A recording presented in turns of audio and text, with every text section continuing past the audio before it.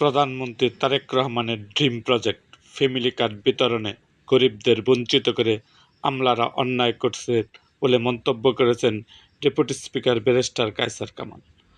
রবিবার 17 মে সকালে ঢাকা রিপোর্টার্স ইউনিটিতে চাষাভুষার সন্তান গ্রন্থের প্রাসঙ্গিকতা ও করণীয় শীর্ষক সেমিনারে একথা বলেন তিনি।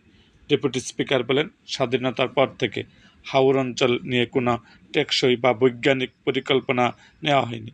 মৎস্য চাষে ও উন্নয়নের নামে ইজারা বা লিজ দিয়ে হাওর ধ্বংসের নৈরাশ্য চলছে। তিনি আরও বলেন, হাওরের ক্ষয়ক্ষতির সরকারি তালিকায় প্রকৃত ক্ষতির চেয়ে 3 গুণ বেশি। ভুয়া নাম অন্তর্ভুক্তির অভিযোগ করেন তিনি। হাওরের প্রকৃত সমস্যা ও কারণ নির্ধারণে একটি স্পেশাল টাস্কফোর্স গঠনের দাবি জানান কায়সার কামাল। অনুষ্ঠানের বক্তারা হাওরের কৃষক চাষিদের দুঃখ দুর্দশা নিয়ে আলোচনা করেন। এরকম আরও ভিডিও পেতে এবং রাজনৈতিক অঙ্গনের নানা ঘটনা ও ইতিহাস জানতে আমাদের মুক্তাগাছার ইতিহাস মিডিয়া ইউটিউব চ্যানেলটিকে সাবস্ক্রাইব করুন এবং পাশে থাকা বেল আইকনটি বাজিয়ে দিন।